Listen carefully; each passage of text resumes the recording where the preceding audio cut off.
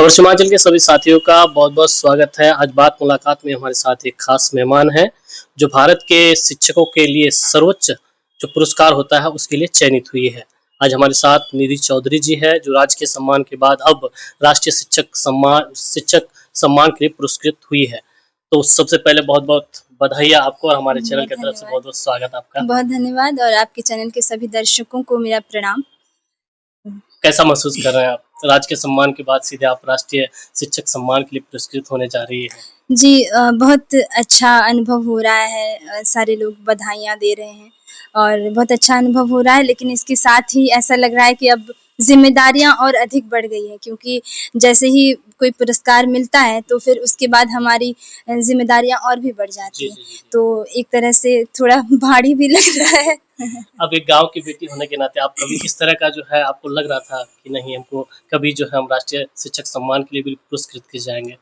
मैं बताना चाहूँगी आपके चैनल के माध्यम से कि मैं अपने गाँव की पहली बेटी थी, जो हाई स्कूल तक पहुँची और मैट्रिक की परीक्षा में प्रथम श्रेणी से उत्तीर्ण की। जी, जी। और उस समय जो है मेरे पिता को भी कई आलोचनाओं से जूझना पड़ा था, उनको भी ट्रोल किया गया था कि बेटियों को आगे पढ़ा रहे हो, और यहाँ से 45 किलोमीटर दूर हमारा कॉलेज हुआ करता था किशनगंज। उस समय किशनगंज में ही कॉलेज मारवाड़ी कॉलेज था। जी, जी, जी। तो वहाँ जाके मैं पढ़ाई करती थी और उस समय जो है दिन भर में मात्र 2 या 3 बसें हुँ, चला करती थी। बिल्कुल, बिल्कुल। तो बहुत ही संघर्षपूर्ण रहा, और जब संघर्ष के बाद सफलता मिलती है ना, तो बहुत मज़ा आता आप है। राजकीय सम्मान के बाद सीधे राष्ट्रीय सम्मान के लिए पुरस्कृत होने जा रही हैं।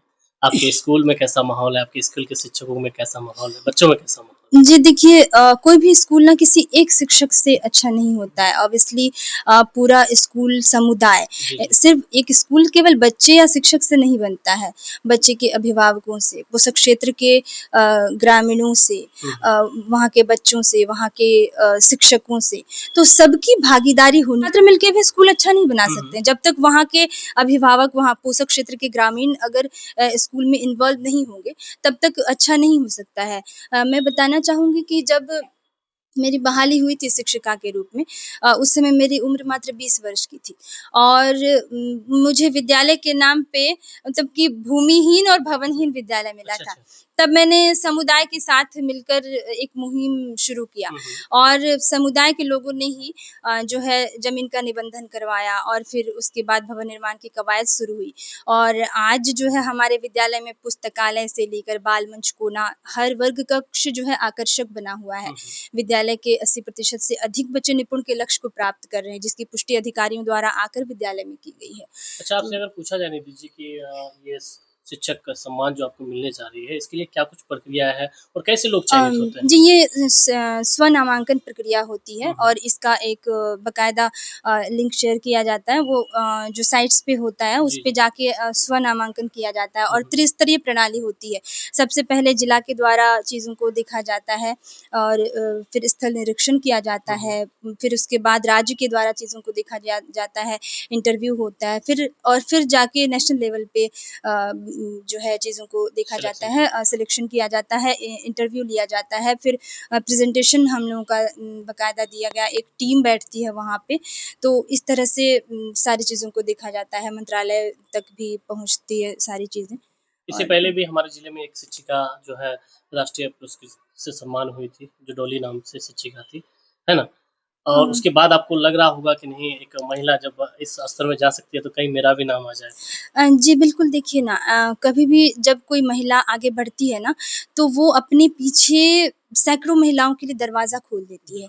अब जैसे कि हमारे गाँव में ही शायद हम लोग तो पहले हुँ, ऐसे हुँ। दोनों बहनें थीं जो हायर एजुकेशन ले रहे थे, जी। और अब ये फ़हरिस्त लंबी हो गई है, ये लिस्ट जो है बहुत लंबी हो गई है, हुँ, हुँ। और मुझे बहुत खुशी होती है जब मेरे गाँव की बच्चियाँ ना साइकिल लेके पढ़ते हुए जाती है। और मैं बताना चाहूँगी कि मैंने बालिका शिक्षा में बहुत अधिक ध्यान दिया। अच्छा, अच्छा। मैं सिर्फ़ अपने स्कूल तक ही सीमित नहीं रही। हुँ, हुँ।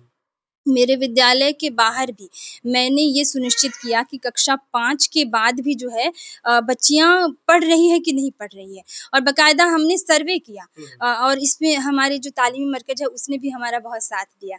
हम लोग दोनों मिलके डोर टू डोर जाते थे और देखते थे कि बच्चियाँ क्लास 5 के बाद 5वीं के बाद जो है नामांकन करवा रही हैं कि नहीं और हम लोग फिर स्वयं जाके उनका नामांकन करवाते थे और उसके बाद भी कुछ ऐसी बच्चियाँ बच जाती थी जिनके फादर नहीं है या फिर जिनकी जिनकी शादी की तैयारी हो रही है। ऐसी भी कई ऐसे भी कैसे केसेस आए हैं जिनकी शादी की तैयारी हो रही है और हमने उन बच्चियों को पढ़ाई की मुख्यधारा से जोड़ा, उन बच्चियों को कस्तूरबा बालिका विद्यालय में नामांकन करवाया और उसके बाद उनकी पढ़ाई जारी है। उदाहरण मैं देना चाहूँगी सानिया बेगम और रोशनी बेगम, इनके पिता नहीं हैं, तो इनकी पढ़ाई छूटने की स्थिति में थी।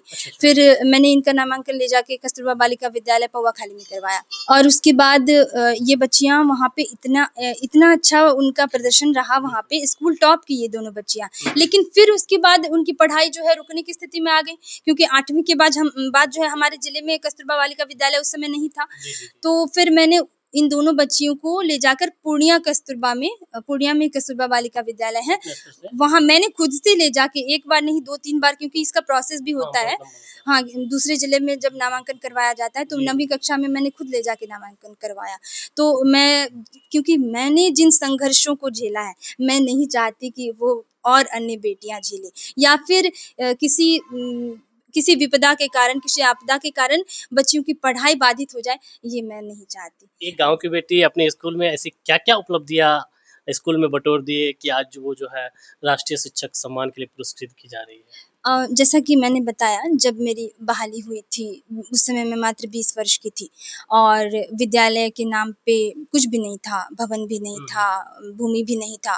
तो समुदाय के साथ मिलकर मैंने काम किया और भूमि निबंधन हुआ और यह विद्यालय तो जहाँ अभी मैं हूँ वहाँ ये विद्यालय तो 7 वर्षों से खेत पे चल रहा था। अच्छा, अच्छा। और जब मैं आई उसी साल ज़मीन का निबंधन और भवन निर्माण की कवायद शुरू हुई और आज आप देख सकते हैं बहुत सारे वीडियोज़ में भी कि हमारे विद्यालय का हर एक वर्ग कक्ष जो है आकर्षक बना हुआ है।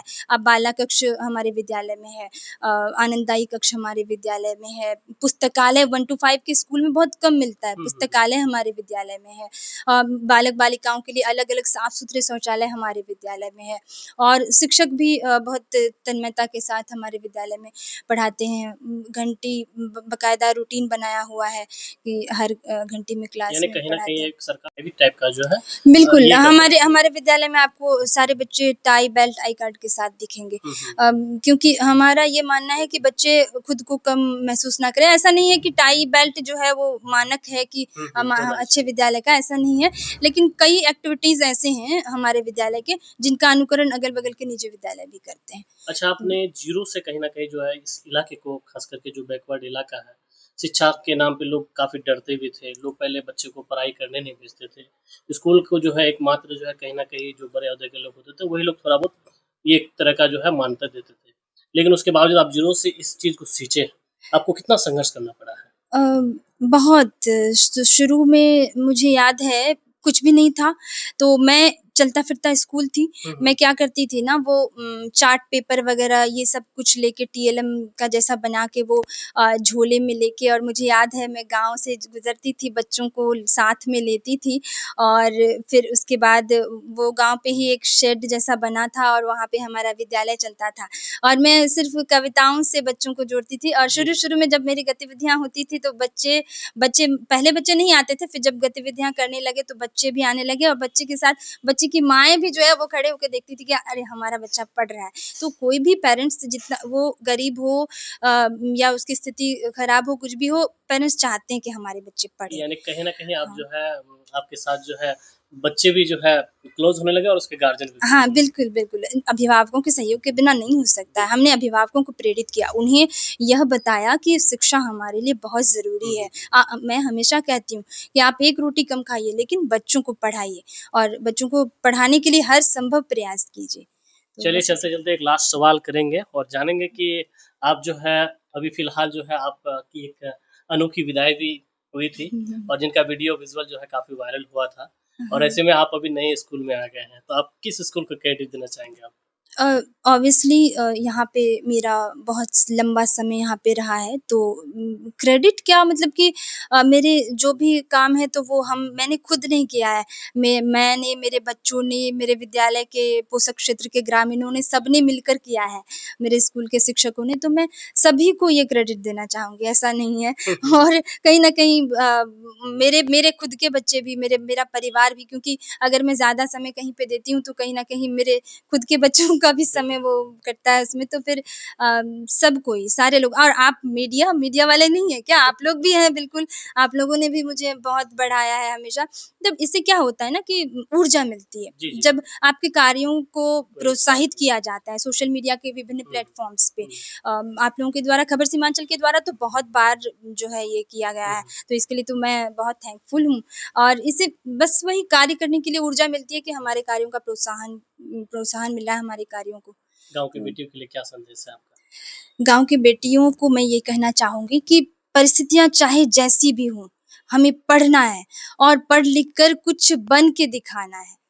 बिल्कुल समय इधर-उधर व्यर्थ नहीं करना है, हमें सिर्फ़ अपने करियर पे ध्यान देना। अपना एक टारगेट आप लोग रखिए कि मेरा करियर, पहले मैं अपने पैर पे खड़ी हो जाऊँगी, उसके बाद मैं अपने सपनों को पूरा करूँगी और अपने माता-पिता को गौरवान्वित महसूस करवाना है कि पिता ने जो डिसीज़न लिया हमें पढ़ाने का, तो उस पे वो गर्व करें।